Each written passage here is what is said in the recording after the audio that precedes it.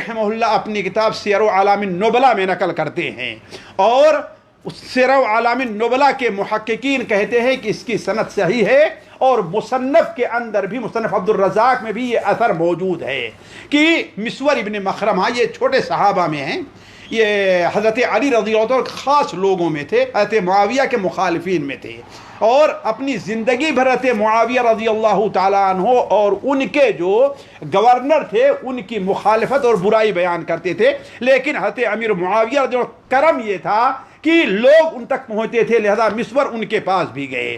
تو حضرت مسور ابن مخرمہ جب ان کے پاس گئے تو معاویہ رضی اللہ عنہ پہلے تو ان کی ضرورت پوری کر دی، جو ان کو دینا تھا دے دیا، پھر اس کے بعد تنہائی میں ان سے ملے۔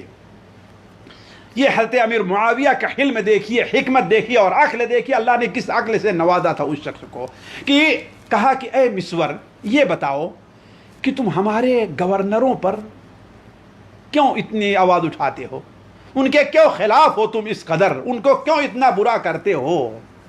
تو مسور نے کہا کہ چھوڑیے ان باتوں کو، آپ کا جو کام کرنا ہے مجھے دینا ہے دیجئے، میں چلتا ہوں۔ امیر معاویہ نے کہا کہ نہیں، ایسے نہیں چھوڑوں گا، ایسے نہیں چھوڑوں گا، بتاؤ تمہیں ہم اور تم ہیں، کوئی دوسرا نہیں ہے۔ واللہ لتکلمنی بذات نفسک، اللہ کی قسم دے کر پوچھا کہ جو تم عیب بیان کرتے ہو اے مسور، ہمارے جو عیوب بیان کرتے ہو اے مسور صحیح بتاؤ۔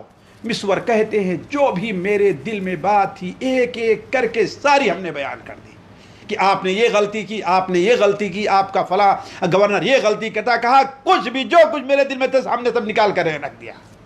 حضرت امیر معاویہ رضی اللہ تعالی عنہ نے آخر میں کیا کہا کہ مسور میں گناہوں سے بری نہیں ہوں، نہ میں گناہوں سے براءت کا اظہار کرتا ہوں، لیکن یہ بتاؤ مسور، یہ تم نے ہماری خامیاں اور ہماری برائیاں تو گنائی ہیں، آیا ہمارے کچھ اچھے کام بھی ہیں کہ نہیں اچھے کام ہیں؟ ان کو تم کیوں چھوڑ رہے ہو؟ ان کو بھی گناؤ، ان کو بھی برابر کرو۔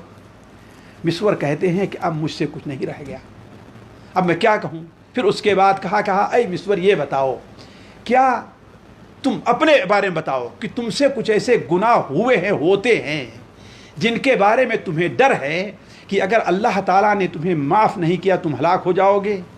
مسور نے کہا ہاں۔ تو کہا تم اللہ تعالیٰ سے مغفرت کی امید رکھتے ہو؟ کہا ہاں۔ کہا جب تم اپنے بارے میں اللہ سے گناہوں کے مغفرت کی امید رکھتے ہو تو میرے بارے میں کیوں نہیں رکھتے؟ جو اللہ تم کو معاف کرے گا وہ اللہ مجھ کو ہی معاف کر سکتا ہے۔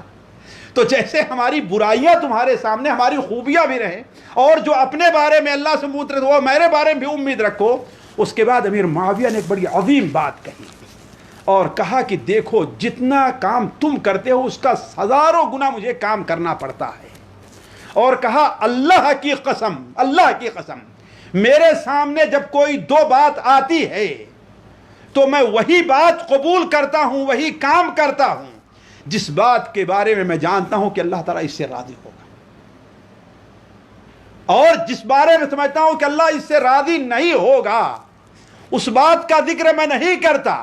اور اے مسور یہ سمجھو ہم لوگ ایسے دین کے اوپر ہیں جس کے بارے جو ہمارے دین میں یہ ہے کہ اللہ تعالیٰ نیکیاں قبول کرتا ہے، اس کا اچھا بدلہ دیتا ہے، اللہ تعالیٰ گناہوں سے ناراض ہوتا ہے اور اس پر سزا بھی دے سکتا ہے اللہ کہ وہ معاف کر دے، لیکن ہم سب اللہ تعالیٰ سے معافی کی امید رکھتے ہیں۔